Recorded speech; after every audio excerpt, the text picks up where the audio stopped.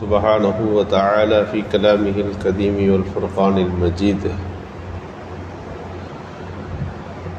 ما آتاكم الرسول فخذوه وما نهاكم عنه فانتهوا صدق الله المولى العليم. மேலான அல்லாஹுவின் நல்லடியார்களே, அல்லாஹு சுப்ஹானஹு வ தஆலா ஹஜ்ரத் ஆதம் அலைஹிஸ்ஸலாம் அவர்களை படைத்த பிறகு முதலாவதாக அவர்களுக்கு இட்ட கட்டளை, இந்த மரத்தின் பக்கம் நெருங்க வேண்டாம். வலா தக்ரபா ஹாதிஹி ஷஜரா.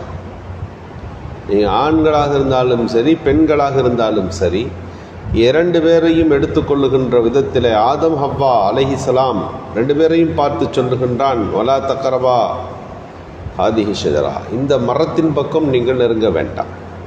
இதுதான் அல்லாஹ்வுடைய முதலாவது கட்டளை.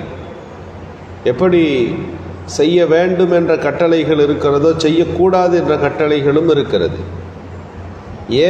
ஏவியவைகளும் இருக்கிறது, தடுத்தவைகளும் இருக்கிறது. முந்தியது எது என்று சொன்னால், மனித சமுதாயத்திற்கு அல்லாஹ் முதலாவது கட்டளை இதை செய்யுங்கள் என்பதல்ல, இதை செய்யக்கூடாது என்று சொன்னதுதான்.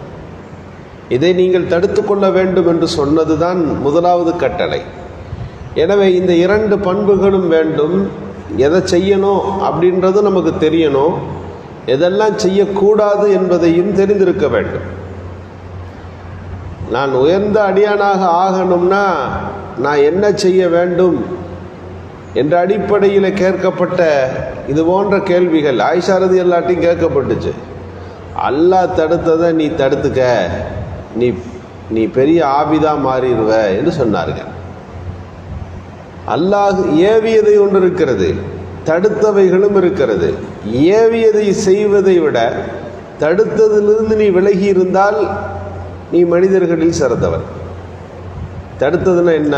ஒருத்தர் உடம்பை நல்லா ஆக்கிறதுக்கு உயர்ந்த சத்தான பானங்களை குடிக்கிறார், எல்லாம் செய்கிறார். ஆனால் கொஞ்சம் விஷத்தையும் சேர்த்துக்கிறார். என்ன ஆகும்? அவருடைய நோக்கம் நிறைவேறுமா? அதுபோலத்தான் எவ்வளவுதான் அமல்கள் இருக்கிறது, ஆனால் தடுத்தவைகளையும் சேர்த்து கொஞ்சம் செய்கிறார் என்று சொன்னால், தடுத்தவைகளால் இவருடைய அமல்கள் அத்தனையும் வீணாகிவிடும். கொஞ்சோன்னு விஷத்தை சேர்த்தா என்ன ஆகுமோ அது மாதிரி. எனவே தடை செய்யப்பட்டவைகள் எவைகள் என்பதை குறித்துள்ள கவனம் நமக்கு தேவை. எனவே தான் ஆதம் அலைஹிஸ்ஸலாம் வரலாற்றிலே முதலாவது செய்யக்கூடாதது எது என்பதை பற்றி இங்கே பேசுகிறது. குர்ஆனில் அல்லாஹ் இந்த நோன்பும் கூட அப்படித்தான் நமக்கு விதியாக்கி வைத்திருக்கிறான். இதெல்லாம் செய்யக்கூடாது அப்படின்னு சொல்கிறது பேர் தான் நோன்பு. சாப்பிடக்கூடாது, குடிக்கக்கூடாது, எல்லாம் சரி செய்வதற்கு அனுமதிக்கப்பட்டவை. ஆனால் நான் சொல்லுவேன் செய்யக்கூடாதுன்னு. நீ செய்யாமல் கொஞ்ச நாளைக்கு இருந்து பழகணும், இந்த பயிற்சி எடுக்கணும். அப்போ செய்யக்கூடாது என்று சொன்ன உடனே நீ கட்டுப்பட்டாயா? அப்படியே உன் பார்வைகளை உயர்த்தி செய்யக்கூடாது எதெல்லாம் இருக்குன்னு கொஞ்சம் பாரு என்று எல்லாம் கட்டளை போடுறான். அப்போ நம்ம பார்வை இன்னும் கொஞ்சம் விசாலமாகிறது. எதெல்லாம் செய்யக்கூடாது அதை விடுறதும் நோன்பு தான், அதெல்லாம் தடுத்துக்கிறதும் நோன்பு தான். அப்படி தன்னை தடுத்தவைகளிலே இருந்து தன்னை காப்பாற்றிக் கொள்வதற்கு நீங்கள் எவ்வளவு போராடுகிறீர்களோ அது மிகப்பெரியதொரு நன்மையாக மாறுகிறது. அல்லாஹ் அதற்கு உதவி செய்கிறான். யூசுப் அலைஹிஸ்ஸலாம், ஜுலைஹா அம்மாவுடைய வரலாறு குர்ஆனில் ஏன் வருகிறது? ஒரு ஆண் பெண்ணை தேடுவதில்லை, ஒரு பெண் ஆணை தேடுகிறார். கதவுகள் அத்தனையும் பூட்டப்பட்டிருக்கிறது. அல்லாஹ் தடுத்த காரியம் இங்கே அழைப்பு விடுக்கப்படுகிறது. இதிலிருந்து நான் என்னை தற்காத்து கொள்ளுவேன்னு ஓடுகிறார்கள். நமக்கு தெரியாதா? சாதாரண மனிதருக்கே தெரியுமே, பூட்டின விட்டு சாவி போட்டு தான் திறந்து வெளியே போகணும்னு. அந்த அம்மா பூட்டினது தெரியுது, சாவி யார் கையிலே? அதெல்லாம் இல்லை. அல்லாஹ் தடுத்ததிலிருந்து என்னை தற்காத்து கொள்ளுவேன் என்று ஓடுகிறார்கள். கதவுகள் அத்தனையும் அப்படியே திறந்து கொள்கிறது.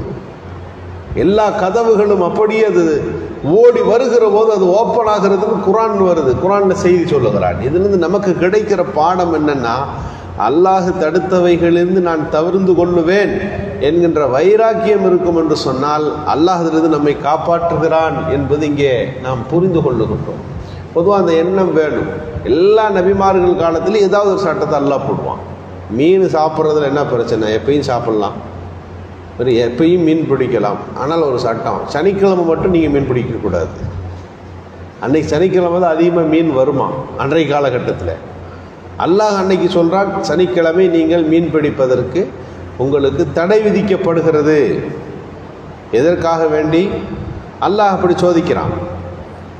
யார் இதற்கெல்லாம் கட்டுப்படுகிறீர்கள் என்று அல்லாஹ் பார்க்கிறான்.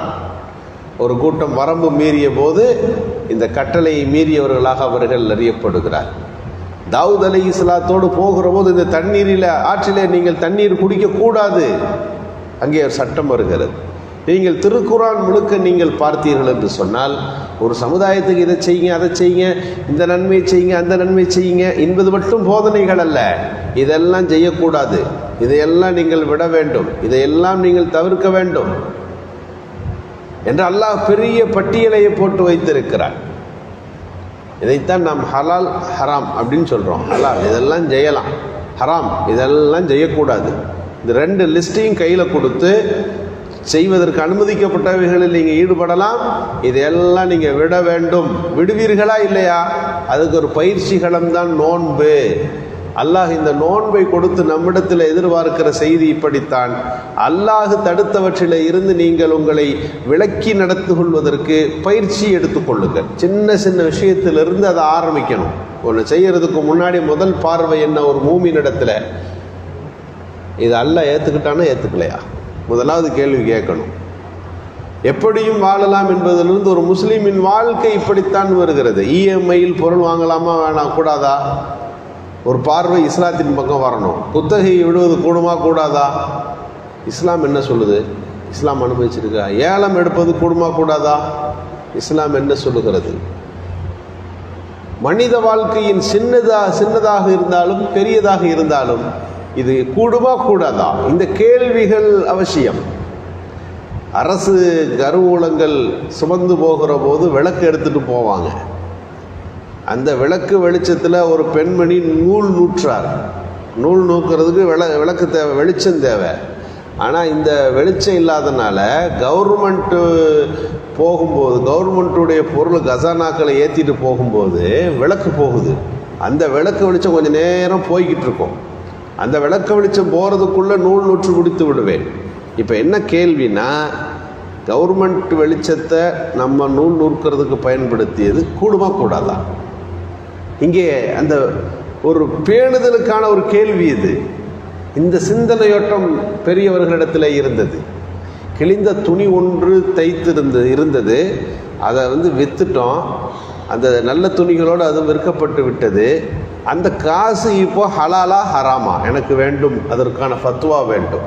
இங்கே இதெல்லாம் எங்கிருந்து வருகிறது என்று சொன்னால், அல்லாஹ்வை சந்திக்கிற போது இதையெல்லாம் நான் செஞ்சேன் அப்படின்னு சொல்லுகின்ற அதே நேரத்தில் ரெண்டாவது கேள்வி இருக்கு, இதெல்லாம் செய்யக்கூடாதுன்னு சொன்னேன், அதில் நீ எப்படி இருந்த என்று கேட்கிற போது நாம் இங்கே கவனிக்க வேண்டும். ரெண்டையும் முழுமைப்படுத்துகின்ற பண்பை வளர்த்து கொள்வதற்குத்தான் வணக்க வழிபாடுகள், அந்த பயிற்சியை தான் இந்த இபாதாத்துகள் நமக்கு வழங்குகிறது. அந்த அடிப்படையில் நோன்பை அல்லாஹ் தடுத்தவைகளிலிருந்து விலக்கி கொள்வதற்கான ஒரு சிறந்த ஒரு பயிற்சிகளமாக அதை ஏற்பதற்கான நல்ல தௌஃபீக்கை அல்லாஹ் நல்குவானாக. வஹரதவானா அல்ஹம்துலில்லாஹி ரப்பில் ஆலமீன். அஸ்ஸலாமு அலைக்கும் வரஹ்மத்துல்லாஹி வபரகாத்துஹு.